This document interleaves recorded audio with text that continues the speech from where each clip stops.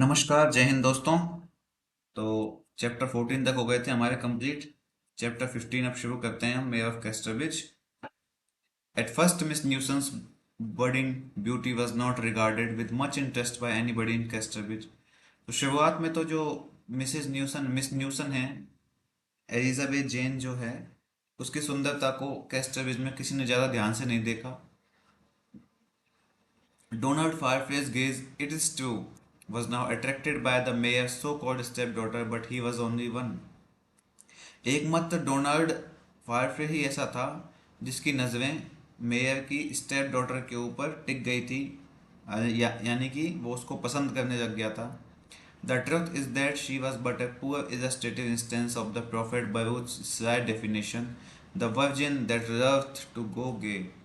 और सच तो ये है कि जो जेन है वो पैगंबर बरूथ की एक घटिया उदाहरण मात्र था, एक परिभाषा का। पैगंबर कोई बरूथ है, बरूथ जिसको हम बोलते हैं, जैसे बरूथ इसको बोला जाएगा, उसकी एक धूर्त परिभाषा थी। उसका एक घटिया उदाहरण मात्र था ये सब चीज़।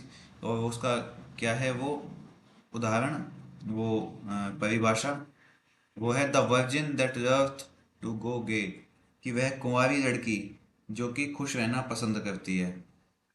ये उसकी परिभाषा है साहब। When she walked abroad, she seemed to be occupied with an inner chamber of ideas and to have slight need for visible objects.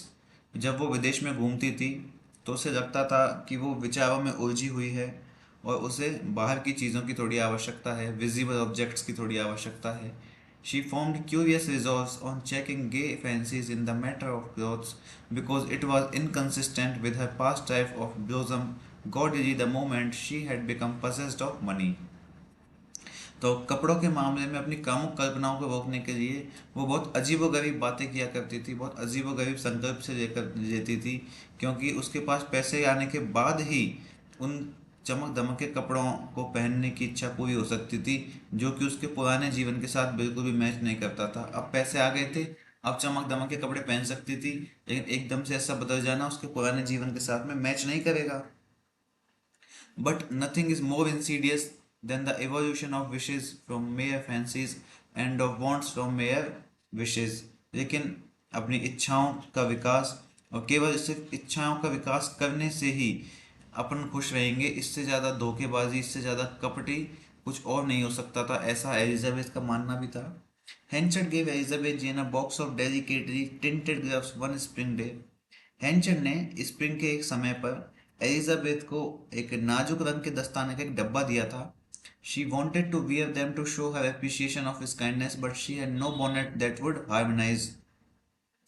वो अपने जो पिताजी हैं उनकी इस दयापूर्ण कृत्य के लिए, इसने अच्छे काम के लिए उनको उनको अप्रिशिएट करना चाहती थी, उनको धन्यवाद देना चाहती थी।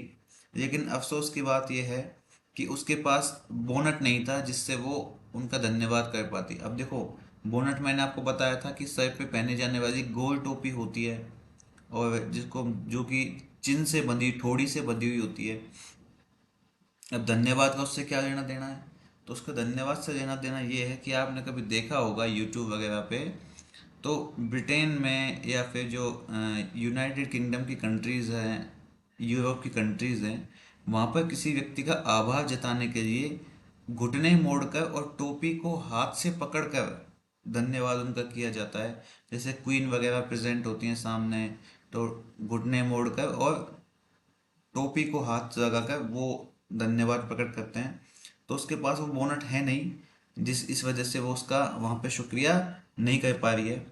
As an artistic intelligence she thought she would have such a bonnet. तो वो ये सोच रही है कि जब उसके पास दस्ताने पहनने के लिए बोनट होगा साथ में, तब वो ऐसा करेगी, इस कल्पनात्मक रूप को आकार देगी। When she had a bonnet that would go with the glove, she had no dress that would go with the bonnet। तो वो मतलब काफ़ी कंफ्यूज है इस चीज़ को लेकर, इन ग्लव्स को लेकर और उस बोनट को लेकर, कि जब उसके पास बोनट था तो उसके पास ऐसे ग्लव्स नहीं थे, लेकिन अब जब उसके पास बोनट और ग्लव्स दोनों हैं तो इनके साथ मैच करने के लिए उसके पास ड्रेस नहीं है। It was now absolutely necessary to finish. और फिर वो सोच रही है कि भाई ऐसा इसको इतना फिनिशिंग रूप देना कोई ज़रूरी तो चीज़ नहीं है।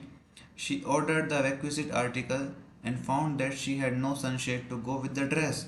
उसने अपना ज़रूरी सामान मंगवाया और उसने पाया कि पोशाक के साथ पहनने के लिए अब उसके पास सनशेड नहीं है, सूरज से बचने वाली सनशेड नहीं है।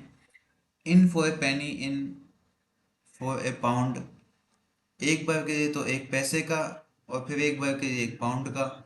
शी बॉट द सनशेड, उसने सनशेड खरीद लिया। And the whole structure was at last complete, और आखिरकार वो स्ट्रक्चर कंप्लीट हो गया साहब। उसको अब उसका बोनट भी मैच हो गया है, उसके दस्ताने भी मैच हो गए हैं, और उसका कपड़ा भी मैच हो गया, उसकी सनशेड भी मैच हो गई है। तो अब सब कुछ मैचिंग मैचिंग हो गया है। Everybody was attracted, and some shared that her bygone simplicity was the art that conceals art, the delicate imposition of Rochefoucauld।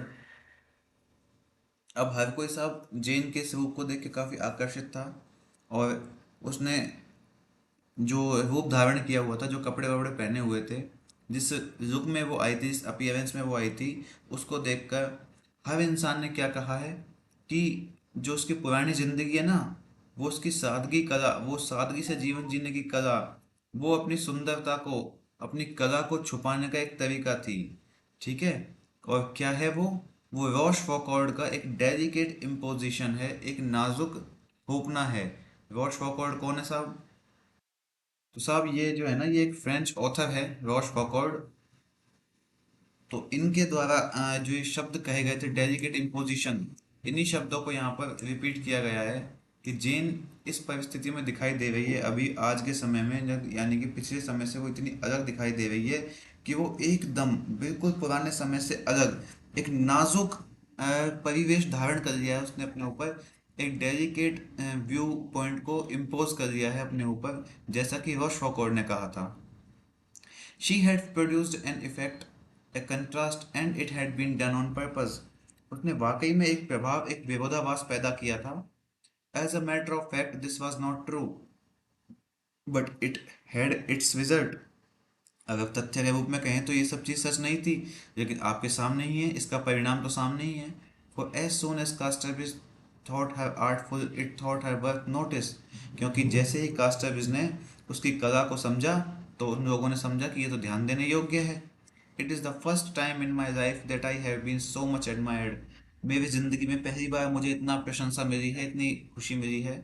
She said to herself, Jane ने अपने आप से कहा, though perhaps it is by those whose admiration is not worth having. यहाँ तक कि शायद मुझे उन लोगों की भी प्रशंसा मिली है जो कि मेरी प्रशंसा करने लायक भी नहीं है, मैं जिनकी प्रशंसा पाने के लायक भी नहीं हूँ, उन लोगों की प्रशंसा भी मुझे मिली है। But Donald Farfrae admired her too. अब देखिए रोमांटिक सिस्टम है साहब, डोनाल्ड ने भी उसको एडमायर किया, उसकी प्रशंसा की है। And all together the time was on exciting one. और कुल मिला के वो समय काफ़ी रोमांचक था। Sex had never before asserted itself in her so strongly, for in former days she had perhaps been too impersonally human to be distinctive feminine। अब देखिए, है ना, कि अल्टीमेटली वो जो मूल भावना है वो तो कही दी इन्होंने कि जो सेक्स है, संभोग जो है, उसने कभी भी पुराने समय में जो संभोग की भावना उत्पन्न होती है ना इंसान के अंदर, तो संभोग की भावना ने पहले कभी भी उसके अंदर इतनी जबरदस्त उपस्थिति दर्ज नहीं कराई थी। क्योंकि पिछले कई दिनों में वो इतने एकदम अलग थलग से रूप से रहती थी, इतनी इम्पर्सनल ह्यूमन थी, जिससे कि मुश्किल से ही उसे विशिष्ट रूप से स्त्री पूर्ण कहा जाएगा। डिस्टिंक्टिवली फेमिनाइन मतलब उसे विशेष रूप से स्त्रीत्व, नारीत्व धारण करने वाली महिला कहा जाएगा। इस हिसाब में कि आज जितनी वो सुंदर लग रही है, तो ऑब्वियस सी बात है, महिलाओं को सुंदरता का प्रेज करना, महिलाओं की खूब खूबसूरती की प्रशंसा करना उनको अच्छा लगता है। तो अपनी इस खूबसूरती की प्रशंसा से जेन इतनी खूबसूरत हो गई है कि उसे ऐसा लग रहा है कि काश उसे किसी व्यक्ति से प्रेम हो जाए, काश कोई व्यक्ति उसे प्रेम करे, और उसके पास उसके परिणाम स्वरूप जो संभोग होगा उनका, उनके बीच का, तो उस संभोग की भावना पहले एलिजाबेथ के मन में इतनी ज़्यादा नहीं आई थी जितनी कि आज आई है वो। After an unprecedented success, one day She came indoors, went upstairs, and leant upon her bed face downwards, quite forgetting the possible creasing and damage. तो एक अभूतपूर्व सफलता, अनप्रेसिडेंटेड सक्सेस, एक जबरदस्त सफलता के बाद वो घर के अंदर आई, ऊपर गई और अपने बिस्तर पर चेहरे के बल लेट गई, इस बात को भूलकर कि शायद उनके कपड़ों में संभावित क्षति, क्रीज पड़ सकते हैं या नुकसान हो सकता है। गुड हेवन, हे भगवान, शी विस्पर्ड, उसने धीरे से कहा। कैन इट बी, क्या ऐसा हो सकता है? Here am I sitting up the town beauty, मैं यहाँ बैठी हूँ शहर की सुंदरता के रूप में स्थापित हो रही हूँ, यानी कि मैं, मुझे शहर में सबसे सुंदर स्त्री के तौर पर जाना जाएगा। When she had thought it over, her usual fear of exaggerating appearances engendered a deep sadness. तो जब उसने इस बारे में सोचा तो दिखावे को बड़ा चढ़ाकर बताने के बारे में उसका जो डर है उसने उसको उदासी से भर दिया। There is something wrong in all this, इसके अंदर कुछ तो गलत है। She must, उसने धीरे से कहा। उसने सोचा मन ही मन में, if they knew what an unfinished girl I am, that I can talk Italian or use globes or show any of the accomplishments they learn at boarding schools, how they would despise me. Better sell at the finery and buy myself grammar books and dictionaries and a history of all the philosophies. अब देखिए, सुंदरता तो साहब जबरदस्त है ही इसके अंदर, लेकिन फिर भी जेन कुछ अधूरा सा महसूस कर रही है। वो ये कहती है कि अगर उन्हें पता चल जाता कि मैं कितनी अधूरी लड़की हूँ। क्यों? क्योंकि मैं जो इटली की भाषा है, इटालियन भाषा है, वो नहीं बोल सकती, या फिर मैं ग्लोब का इस्तेमाल नहीं कर सकती। ग्लोब तो आप जानते ही हैं, ज्योग्राफी में पढ़ते हैं ना हम, धरती का संसार, वो सब। तो वो ग्लोब का इस्तेमाल नहीं कर सकती, मैं इटालियन नहीं बोल सकती, या फिर मैं ये नहीं दिखा सकती कि मैंने बोर्डिंग स्कूल में क्या सीखा है, क्योंकि मैं कभी गई नहीं हूँ बोर्डिंग स्कूल। अगर लोगों को ये सब पता चलेगा तो वो मुझसे कितनी नफरत करेंगे। बेहतर होगा कि मैं सब ये जो अपनी शान शौकत है ना, ये दिखावटीपना, इन सब को बेच दूं और इसके बजाय अपने लिए व्याकरण की किताबें, शब्दकोश और दर्शन शास्त्र की किताबें और इतिहास की किताबें खरीद लूं। यानी कि वो ये सोच रही है दिखावटी पने से कुछ नहीं होगा, मुझे एक पढ़ा हुआ सभ्य महिला बनना पड़ेगा, मुझे एक अच्छी शिक्षित महिला बनना होगा, तब जाकर के लोग जो प्रशंसा कर रहे हैं वो सही मायनों में उसके योग्य होगी। She looked from the window and saw Henchard and Farfrae in the hayyard talking, with the impetuous cordiality on the mayor's part and genial modesty on the younger man's that was now so generally observable in their intercourse. तो साहब उसने खिड़की से देखा है, नीचे हैंचर्ड और Donald फार्फे बात कर रहे हैं हेयार्ड में, और मेयर की ओर वो काफ़ी आवेगपूर्ण अच्छे व्यवहार से देख रहा है। वो युवा व्यक्ति काफ़ी विनम्रता से देख रहा है। उनके बीच में, उनके वार्तालाप में एक बहुत ही माइल्ड सा बिहेवियर है जो कि पहले भी देखा जा सकता था। Friendship between man and man, आदमी और आदमी के बीच में दोस्ती। What a rugged strength there was in it, and evinced by these two। तो ये जो दोनों आदमी हैं, दोनों के बीच में बातचीत हो रही है, जिनकी तो ये कह जेन समझती है कि आदमी की आदमी से दोस्ती, इसमें कितनी ज़बरदस्त ताकत है, और इसका सही तरीके से प्रदर्शन किसने किया है? इन दोनों व्यक्तियों ने किया है। And yet the seed that was to lift the foundation of this friendship was at the moment taking root in the chink of its structure. और फिर वो बीज जो इस दोस्ती की नींव को ऊपर उठाने वाला था, उस समय इसकी संरचना में एक चिंक बना रहा था, यानी कि एक दरार बना रहा था, यानी कि अब कुछ बुरा होने वाला है, अर्थात कि जिस बीज ने इनकी दोस्ती को महत्वपूर्ण बनाया है, वो अब शायद एक उसमें, उस दोस्ती में एक दरार पड़ने वाली है, एक क्रैश होने वाला है। It was about 6 o'clock. The men were dropping homeward one by one. The last to leave was a round-shouldered, blinking a young man of 19 or 20, whose mouth fell azar on the slightest provocation. Seemingly because there was no chin to support it, Henchard called aloud to him as he went out of the gate, "Here, Abel Whittle." तो लगभग 6 बज गए शाम के। लोग एक एक करके घर की ओर जा रहे हैं, और सबसे आगे में जाने वाला एक व्यक्ति है, गोल कंधों वाला, पर के जपता हुआ 19-20 साल का एक युवा है, जिसका मुंह थोड़ी सी हरकत पे खुल जाता था। ऐसा लगता था कि जैसे उसके मुंह के पास सहारा देने के लिए थोड़ी ही नहीं है। ठीक है। तो गेट से बाहर निकलते समय हैंचर ने उसे जोर से पुकारा, इधर आओ एबेल विटल। क्या नाम है इस बंदे का? Abel whittle. Whittle turned and ran back a few steps. "Yes, sir," he said in breathless. deprecation as if he knew what was coming next. Whittle मुड़ा, कुछ कदम पीछे हटा। हाँ सर, उसने सांस रोककर कहा, जैसे कि उसे पता हो कि क्या होने वाला है। Once more, be in time tomorrow morning. You see what's to be done, and you hear what I say, and you know I am not going to be deferred with any longer. कल सुबह एक बार फिर समय पे आ जाना। तुम्हें पता है ना कि क्या करना है। तुम सुनते हो ना कि मैं क्या कहता हूँ। तुम जानते हो ना इस बात को कि अब मैं कोई टाल मटोल नहीं करूँगा, मैं फालतू की बकवास नहीं करूँगा अब। यानी कि वो व्यक्ति लेट आता था, तो इसलिए हैंचर्ड उसको वार्निंग दे रहा है कि कल टाइम से आ जाना। Yes sir, the Abel Whittle left, then Abel Whittle left, हाँ सर कहते हुए वो चला गया। एंड हैंचर्ड एंड फायर, और वो दोनों भी चले गए। और फिर Elizabeth saw no more of them, और एलिजाबेथ ने उसके बाद उन तीनों में से किसी को नहीं देखा है उस दिन। Now there was good reason for this command on Henchard's part.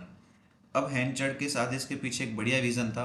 Poor Abel, as he was called, had an inter had an invertebrate habit of oversleeping himself। तो वो बेचारा एबेल, जो कि उसे बुलाया जाता था, उसकी बहुत ज़्यादा सोने की आदत थी। बहुत ही ज़्यादा उनींदा व्यक्ति था, उसकी आदत बहुत ज़्यादा सोने की थी। And coming late to his work, और काम पर देरी से आने की उसकी आदत थी। His anxious will was to be among the earliest. उसकी तीव्र इच्छा थी कि वो सबसे पहले पहुंचे।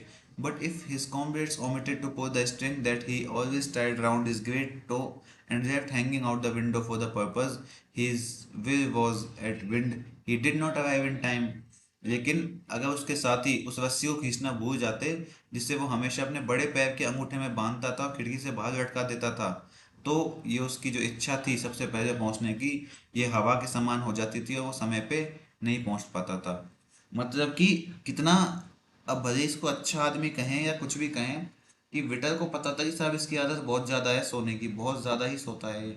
तो ये क्या करता था, अपने पैर में, अपने दाएं पैर के अंगूठे में एक रस्सी बांध देता था, और उस रस्सी को बाहर, खिड़की के बाहर लटका देता था, जिससे कि इसके साथी जब सुबह काम पे जाएं तो उस रस्सी को खींच कर इसको जगा जगा दें। भाई पहले फ़ोन तो थे नहीं कि अलार्म कर दिया 6 बजे का, तो उस रस्सी को खींच कर इसको जगा दें।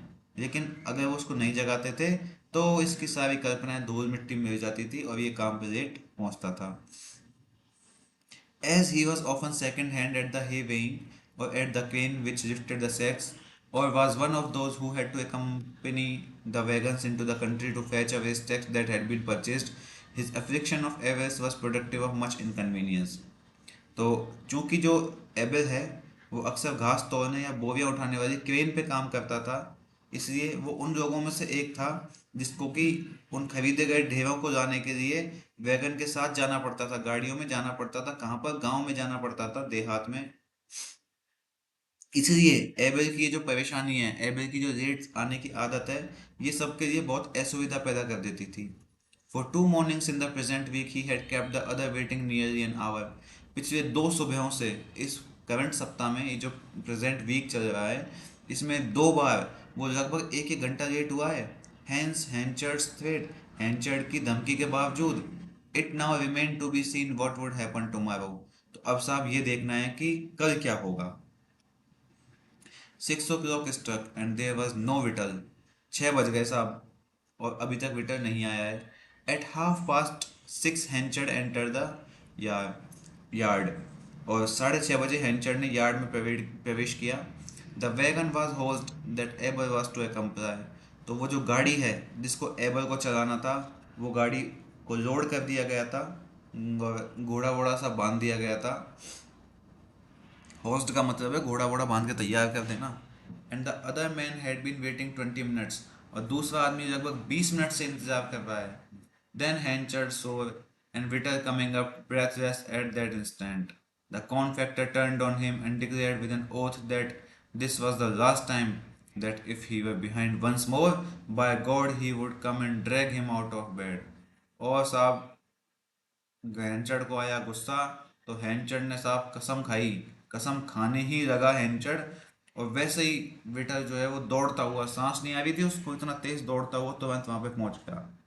तो वो जो मक्का व्यापारी है हैंचर्ड, वो उसकी ओर मुड़ा और उसने बोला कि भाई कसम खा के कह रहा हूँ कि विटल, ये लास्ट टाइम है बेटा। अगर एक और बार वो लेट हुआ तो भगवान की कसम, मैं तुझे तेरे बेड में से उठा लाऊंगा। तो साहब ये धमकी दी है हेंचर्ड ने विटल को। There is something wrong in my make your worshipful. तो विटल सफाई देते टाइम कह रहा है, सैड एबल, कि मेरे निर्णय में कुछ गड़बड़ है, माय वर्शिपफुल, मेरे आदरणीय मालिक, specially in the inside, where is my poor dumb brain gets as dead as a clot after I have said my few scar scratches of prayers. Abel ने कहा कि खासकर अंदर से जो मेरा बेचारा गूंगा दिमाग है, वो प्रार्थनाओं के कुछ अंशों को लिखने से पहले ही मर जाता है। वो मतलब काम ही नहीं करता मेरा दिमाग। Yes, it came on as a stripling, just before I would got man's wages, whereas I never enjoy my bed at all. For no sooner do I lie down than I be asleep, and afore I be awake, I be up. तो कह रहा है, सफाई दे रहा है कि ये सब मेरे साथ बचपन में ही हो गया था, क्योंकि मुझे मजदूरी नहीं मिली थी। जब मैं अपने बिस्तर पर बिल्कुल भी आनंद नहीं लेता था, यानी कि सोता नहीं था, क्योंकि मेरी आदत ऐसी पड़ चुकी है कि मैं जैसे ही लेटता हूँ ना, मैं सो जाता हूँ और जागने से पहले ही मैं उठ जाता हूँ। तो अपने आप की सफाई दे रहा है, वो बचपन में ऐसा था। I have फेटेड my gizzard green about it master, but what can I do. मैं इसके बारे में बहुत चिंतित हूँ, मतलब अपनी नींद के बारे में बहुत ज़्यादा चिंतित हूँ मैं मास्टर, पर मैं क्या करूँ। Now last night afore I went to bed, I had I only had a scantling of cheese and.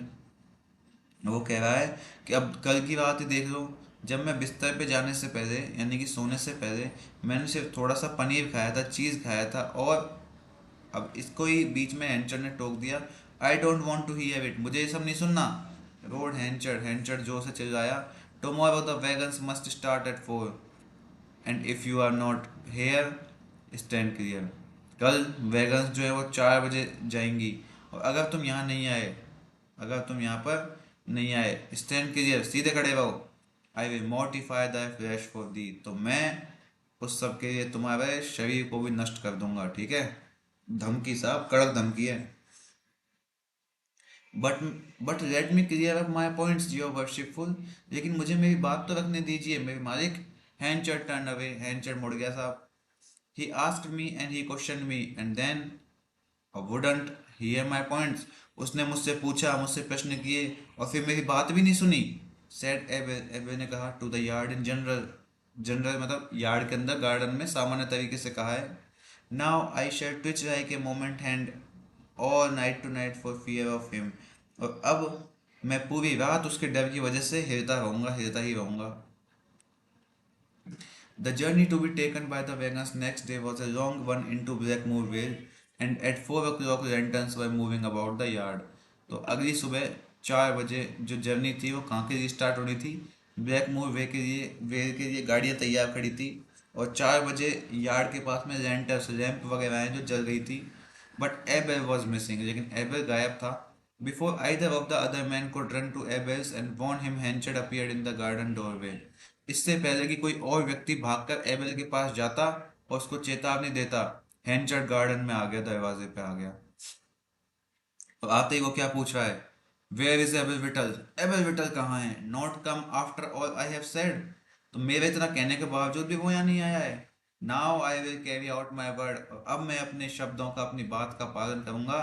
Bye my blessed fathers, जैसा कि मेरे पूर्वज भी किया करते थे। Nothing else will do him any good, कुछ भी उसे बचा नहीं सकता। आई am going up that way, मैं उसके घर की तरफ जा रहा हूँ। Henchard went off, entered Abel's house, a little cottage in Back Street, the door of which was never locked because the inmates had nothing to lose. Henchard चला गया, जाकर साफ सीधा एबेल के घर में घुस गया, जो घर एक बैक स्ट्रीट, पिछली गली में एक छोटा सा कॉटेज है। वो दरवाज़ा जिसको कभी लॉक नहीं किया जाता था, क्योंकि उसमें रहने वाले जो व्यक्ति हैं उनके पास खोने के लिए कुछ भी नहीं था। Reaching Vittles beside, the confecter shouted a bass note so vigorously that Abel started up instantly.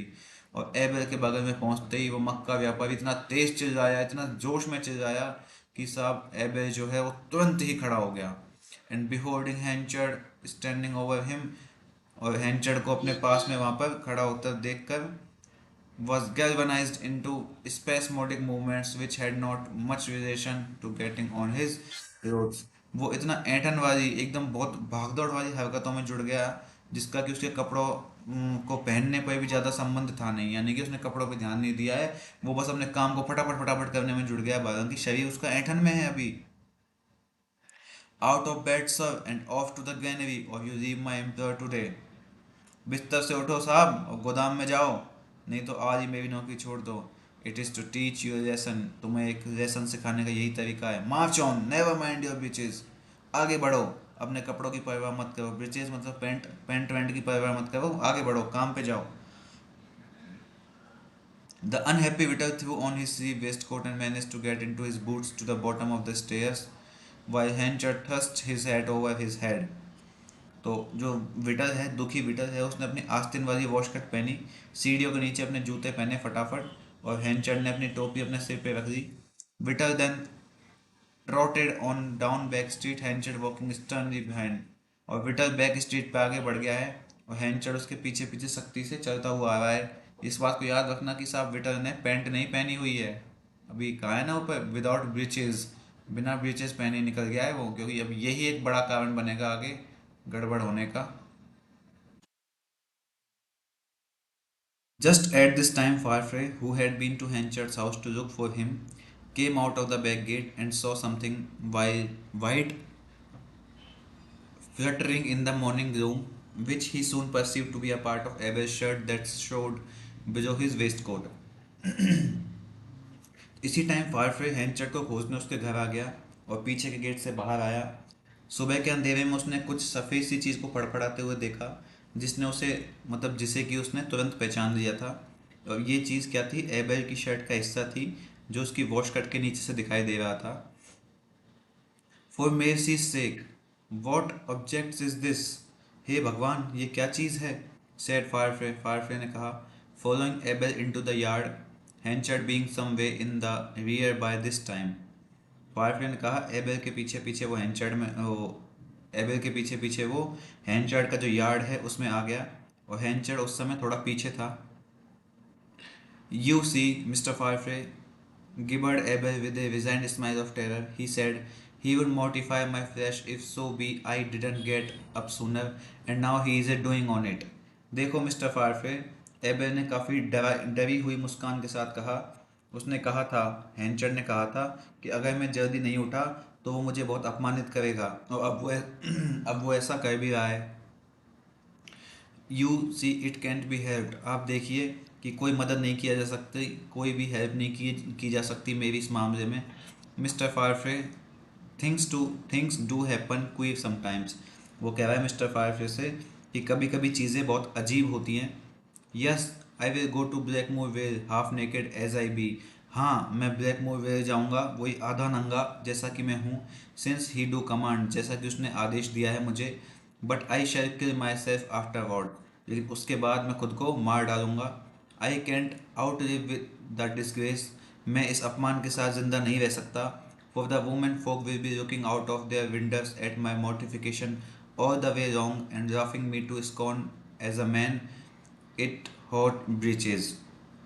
क्योंकि मैं इस अपमान से बच नहीं पाऊंगा, क्योंकि वो महिलाएं पूरे रास्ते मुझे शर्मिंदगी के साथ देखती रहेंगी और मेरी हंसी उड़ाएंगी, एक बिना पैंट वाले आदमी को देख करके, एक बिना पैंट वाले आदमी की तरह। You know how I feel such things mister Farfrae, आप जानते हैं ना कि ऐसी चीज़ें कैसा महसूस करेंगी मिस्टर फारफे।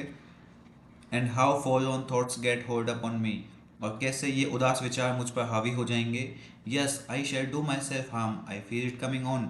हाँ, मैं खुद को नुकसान पहुँचाऊँगा, और मुझे महसूस हो रहा है कि ऐसा होने वाला है। Get back home and sleep on your breeches and come to work like a man. If you go not you will have your death standing here. घर वापस जाओ, अपनी पतलून पहन के आओ, और एक आदमी की तरह काम पे आओ। अगर तुम ऐसा नहीं करोगे, अगर तुम घर नहीं जाओगे, तो तुम यहीं खड़े खड़े मर जाओगे। I am afraid I must not, mister Henchard said. मुझे डर है कि मुझे ऐसा नहीं करना चाहिए, क्योंकि मिस्टर हेंचर्ड ने मुझसे कहा है। I don't care what mister Henchard said और नो एनीबडी एल्स। मुझे फ़र्क नहीं पड़ता मिस्टर हेंचर्ड ने क्या कहा है, ना ही किसी और के कुछ कहने से। It is simple foolishness to do this, ऐसा करना एक सामान्य सी बात है, मूर्खतापूर्ण काम है। Go and dress your self instantly whittle, घर जाओ और अपने आप को अच्छे से ड्रेस करो Whittle. Hello hello said Henchard coming up behind, who is sending him back. Hello hello, Henchard ने कहा उसके पीछे से आकर, कौन उसे वापस भेज रहा है। All the man looked towards Farfrae, सारे लोग वहाँ पे जो मौजूद थे वो सब डोनाल्ड फायरफे की तरफ देखने लगे हैं। आई एम सेड डोनाल्ड, मैं भेज रहा हूँ, डोनाल्ड ने कहा। I say this joke has been carried far enough, मैं कहता हूँ कि बहुत हो गया अब ये मजाक। एंड आई से it hasn't, get up in the wagon whittle, और मैं कहता हूँ कि ये कोई मजाक नहीं है, चुपचाप वैगन में चढ़ जाओ Whittle. Not if I am manager said Farfrae, तब तक नहीं जब तक मैं मैनेजर हूँ, फायरफे ने कहा। ही either goes home or I march out of this yard for good, या तो ये घर जाएगा या फिर मैं इस यार्ड में से सबके अच्छे के लिए निकल जाऊंगा, चला जाऊंगा। Henchard looked at him with a face stern and red, Henchard ने एक कठोर और लाल चेहरे के साथ डोनाल्ड को देखा। But he paused for a moment and their eyes met, लेकिन वो एक क्षण के लिए रुका और उनकी आंखें आपस में मिल गई। Donald went up to him, for he saw in Henchard's look that he begin to regret this, और हैंचर्ड जो हैंचर्ड है वो एक क्षण के लिए रुक गया, उनकी आंखें मिली और डोनाल्ड उसके पास गया, क्योंकि उसने हैंचर्ड के चेहरे पर देखा कि उसे इस बात का पछतावा होने वाला है। कम सेड डोनाल्ड क्वाइटली, आओ, डोनाल्ड ने चुपचाप कहा। A man of your position should ken better sir, it is tyrannical and no worthy of you. एक इंसान जिसके पास आपके जैसी पोस्ट है, आपके जैसा पद है, उस व्यक्ति को बेहतर पता होना चाहिए सर, ये जो काम आप कर रहे हो ये अत्याचारी पूर्ण है और ये आपके योग्य नहीं है। इट इज़ नॉट टायरेनिकल, ये कोई तानाशाही नहीं है। मर्मर्ड हैंचर्ड ने कहा, लाइक ए सडन बॉय, एक उदास लड़के की तरह। It is to make him remember, ये सिर्फ उसे याद दिलाने के लिए है। He presently added in a tone of one bitterly hurt, उसने तुरंत कहा एक ऐसी टोन में जो कि एक कटु स्वर थे, किसी को भी नुकसान आहत करने वाले स्वरों में कहा। Why did you speak to me before them like that Farfrae, तुमने उन सबके सामने मुझसे कैसे बात की Farfrae. You might have stopped till we were alone, तुम्हें कम से कम तब तक तो रुकना चाहिए था जब तक हम अकेले ना होते, एकांत में ना होते। आह, आई नो वाई, हाँ मैं जानता हूँ क्यों। I have told you the secret of my life, मैंने तुम्हें मेरी जिंदगी का रहस्य बता दिया। Fool that I was to do it, मैं मूर्ख था, मैं बेवकूफ़ था जिसने ऐसा किया। And you take advantage of me, और तुम इसी बात का फ़ायदा उठा रहे हो। I had forgot it said Farfrae simply, मैं तो उसको भूल भी गया था, फायरफ्रे ने कहा। Henchard looked on the ground said nothing more and turned away, Henchard ने जमीन की ओर देखा, कुछ नहीं कहा और मुड़ गया। During the day Farfrae learned from the man that Henchard had kept Abel's old mother in coals and snuff over the previous winter, which made him less antagonistic to the contractor. दिन में फायरफ्रे को आदमियों से पता चला कि हैंचर्ड ने पिछली सर्दियों में एबेल की बूढ़ी माँ को कोयले की जो आग है उसके पास में रखा था, जिसकी वजह से उस मक्का व्यापारी के प्रति कम विरोध हुआ था। But Henchard continued moody and silent, लेकिन हैंचर्ड जो है वो सतत रूप से उदास रहा और चुप रहा। And when one of the man inquired of him if some oats should be hoisted to an upper floor or not, he said shortly, ask Mr Farfrae, he is master hair.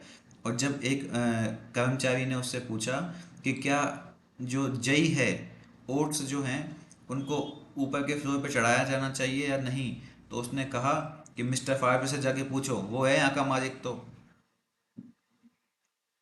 Morally he was, there could be no doubt of it, नैतिक रूप से वो सही भी था, इसमें कोई संदेह नहीं था। Henchard, who had hitherto been the most admired man in the circle, was the most admired no longer. हैंचर्ड, जो कि इस समूह के अंदर सबसे ज़्यादा एडमायर किया जाने वाला, प्रशंसा पाने वाला व्यक्ति था, अब वो सबसे ज़्यादा प्रशंसा पाने वाला व्यक्ति नहीं रहा। One day the daughters of a deceased farmer in Turnover wanted an opinion of the value of their haystack and sent a messenger to ask Mr. Farfrae to oblige them with one. एक दिन डर्नओवर में एक मरे हुए किसान की बेटियों ने अपने घास के मूल्य के बारे में सलाह लेने के लिए मिस्टर फारफ्रे को एक संदेशवाहक भेजकर बुलाया, अनुरोध किया कि वो आएं और उन्हें घास के ढेर का जो मूल्य है इसके बारे में जानकारी दें। The messenger who was a child met in the yard not Farfrae but Henchard, वो मैसेंजर जो कि एक बच्चा था वो उस गार्डन में फारफ्रे तो से तो मिला नहीं लेकिन हैंचर्ड से मिला। Very well he said, I will come, ठीक है उसने कहा मैं आ जाऊंगा।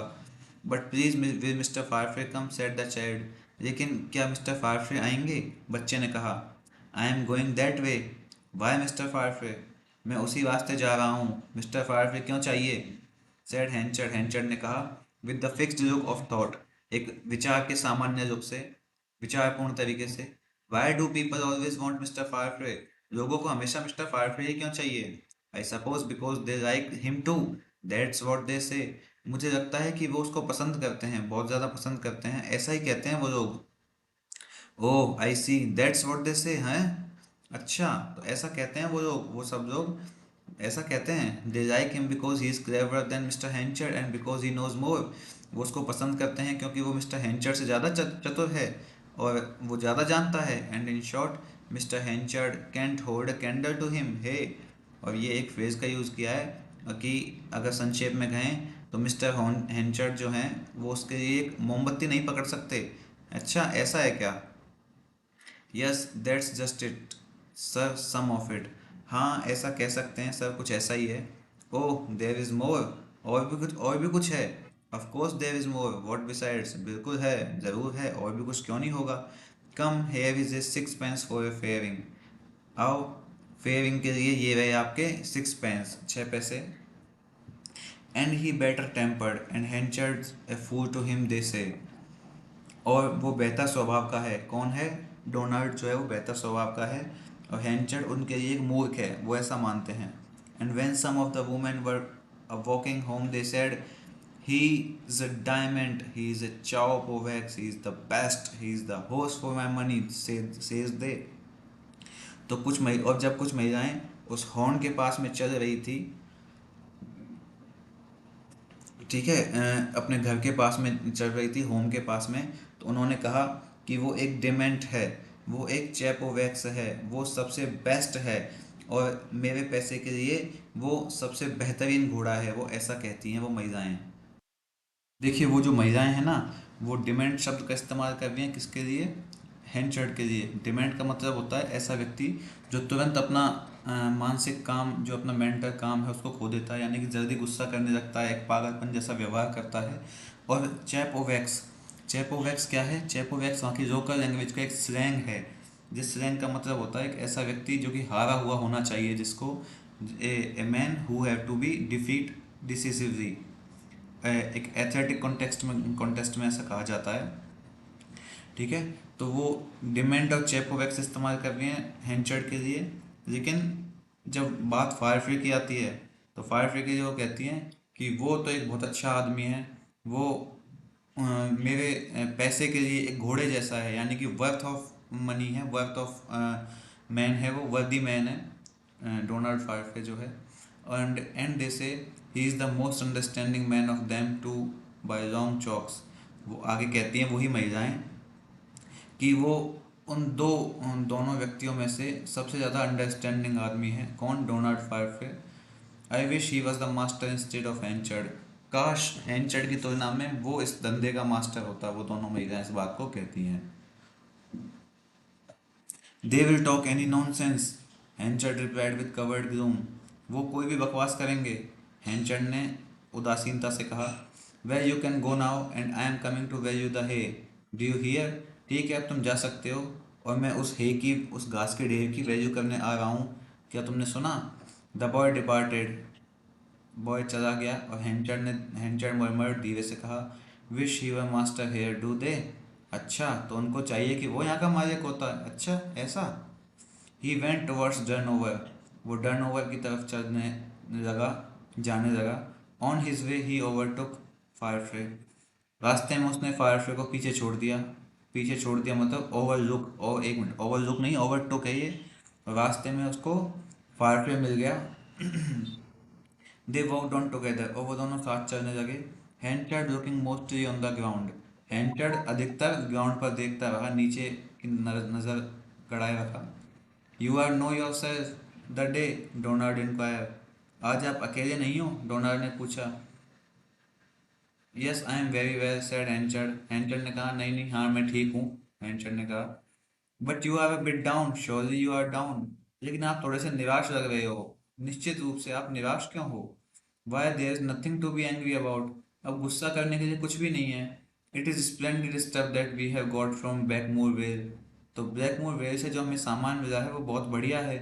Bye the way the people in Turnover want their hay valued. खैर, जो टर्नओवर के लोग हैं वो चाहते हैं कि उनके हे की वैल्यू की जाए। Yes I am going there. हाँ, मैं वहीं जा रहा हूँ। I will go with you. मैं भी आपके साथ चलता हूँ। As Henchard did not reply, Donald practiced a piece of music sort of was till getting near the bereaved people's door he stopped himself with। तो जब हेंचर ने कोई उत्तर नहीं दिया तो डोनाल्ड ने अपनी धीमी सी आवाज़ में थोड़ा संगीत गुनगुनाया। और जब वो उन शोक संतप्त लोग, उन शोक में डूबे हुए लोग, क्योंकि उसमें अभी पढ़ा था ना अपन ने कि उनका लड़कियों का पिता मर गया था, बाप मर गया था, तो उन शोक में डूबे हुए लोगों के पास नहीं पहुंच गया। उसने अपने आप को रोक लिया, हेंचर ने अपने आप को रोक लिया। Ah, as their father is dead I won't go on with such as that, how could I forget. अरे, जब उनके पिता मर चुके हैं तो मैं ऐसी बात नहीं करूँगा, आखिर मैं कैसे भूल गया। Do you care so very much about hurting folks feelings, observe Henchard with a half sneer. तो क्या तुम्हें लोगों की भावनाओं को ठेस पहुंचाने की इतनी परवाह है? हैंचर ने आधे व्यंग्य के साथ कहा। You do, I know, specially mine. तुम्हें परवाह है, पता है तुम्हें, खासकर मेरी, यानी कि मेरी भावनाओं को तुमने ठेस पहुंचाई है। I am sorry if I have hurt you, sir, replied Donald, standing still with a second expression of the same sentiment in the regretfulness of his face. मुझे खेद है, मैं माफ़ी चाहता हूँ अगर मैंने आपकी भावनाओं को ठेस पहुँचाई है, सर, डोनाल्ड ने उत्तर दिया। और वो चुपचाप खड़ा रहा और उसके चेहरे पर रिग्रेट की जो भावना है वो दोबारा उभर के आई। वाई शुड यू से इट, थिंक इट। आप ऐसा क्यों कह रहे हैं, सोचिए ना इस बारे में। The crowd lifted from Henchard's brow, and as Donald finished, the corn merchant turned to him, regarding his breast rather than his face. हेंचर्ड के माथे से वो जो टेंशन का बादल है वो हट गया। और जैसे ही डोनाल्ड ने अपनी बात समाप्त की, उस कॉर्न फैक्टर मक्का के व्यापारी ने अपने आप को उसकी ओर झुकाया, यानी कि उसकी ओर झुककर देखा, और उसके चेहरे की बजाय उसकी चेस्ट को देखने लगा है, छाती को देखने लगा है, जो हेंचर्ड है वो। I have been hearing things that vexed me, he said. मैं ऐसी बातें सुन रहा हूँ जिनसे मुझे बहुत परेशानी हो रही है, उसने कहा। It was that made me short in my manner. इस सब ने मुझे व्यवहार में बहुत छोटा कर दिया है। Made me overlook what you really are. मुझे ये अनदेखा कर दिया है, मुझे अनदेखा करने में मजबूर कर दिया है कि मैं वाकई में क्या हूँ। Now I don't want to go in here about this hay. अब मैं अंदर नहीं जाना चाहता इस हे के बारे में। Farfrae, you can do it better than I. Farfrae, तुम उस हे की वैल्यू मुझसे ज़्यादा अच्छे से करोगे। They sent for you too. और उन्होंने बुलावा भी तुम्हारे लिए भेजा था। I have to attend a meeting of the town council at 11 and it is going on 4। तो मुझे 11 बजे टाउन काउंसिल की बैठक में भाग लेने जाना है। और मुझे it is Downing on for it, मुझे उसकी तरफ बढ़ना चाहिए, मुझे उस मीटिंग की तरफ बढ़ना चाहिए। They parted thus in renewed friendship, Donald forbearing to ask Henchard for meanings that were not very plain to him। तो इस तरह से साहब उनकी दोस्ती फिर से रिन्यू हो गई है। और वो दोनों अलग अलग हो गए हैं, पार्टिंग यानी कि अपने अपने काम पे चल दिए हैं। डोनाल्ड ने हेंचर्ड से उन सब चीज़ों के बारे में पूछने से परहेज किया जो कि बहुत स्पष्ट नहीं थी। On Henchard's part there was now again repose. और हेंचर्ड की ओर से अब फिर से शांति थी। एंड येट फिर भी whenever he thought of Farfrae, जब भी वो फारफे के बारे में सोचता, it was with a dim dread, तो उसके मन में एक हल्की सी आशंका उत्पन्न होती। And he often regretted that he had told the young man his whole heart and confided to him the secrets of his life. और अक्सर उसे इस बात का पछतावा होता कि उसने उस युवा को अपने दिल की सारी बातें बता दी और अपने जीवन के सारे रहस्य बता दिए थे। ठीक है साहब, तो यहाँ पे अपना ये जो नेक्स्ट चैप्टर है, चैप्टर नंबर 15, ये खत्म हो जाता है। और अब इन दोनों की जो दोस्ती के टूटने की शुरुआत, जो अभी दरार पड़ी है इनके बीच में, मतलब एक रिश्ते के अंदर गांठ पड़ चुकी है इनके। ठीक है, वही रही मन धागा प्रेम का मत तोड़ो चिटका है, टूटे से फिर ना जुड़े जुड़े गांठ पड़ जाए। तो उस छोटी सी हरकत से, क्योंकि अब देखिए ना कि डोनाल्ड फायरफे तो एक सामान्य आदमी है, लेकिन हेंचर्ड एक मेयर है, एक चर्चमैन है, तो उसका ईगो कितना बड़ा होगा। और उसको न, उसकी बात की काट कर दी है डोनाल्ड ने उन मजदूरों के सामने। कि भाई एबल विटर को वहां से जाना चाहिए, पैंट पहन के आना चाहिए, जबकि डोनाल्ड की जो बात है उसकी काट कर रहा है हैंचर्ड की नहीं, तो बिना पैंट के ही जाएगा। और इस बात पर और उस आदमी के, एबल विटर के सम्मान के खातिर डोनाल्ड ने बिना मतलब कि बैर मोल दे दिया कि तो अच्छा आदमी है डोनाल्ड। तो इस वजह से उन दोनों के बीच में थोड़ी सी फांट पड़ गई है। आगे आगे साहब देखिए, अभी तो ये सब चीज़ अच्छी हो गई है, दोस्ती अच्छी हो गई है, लेकिन क्या है ना कि चीज़ें रह रह के याद आती हैं इंसान को, आगे याद आएंगी भी। देखते हैं आगे क्या व्यवहार होता है एक दूसरे के साथ इनका।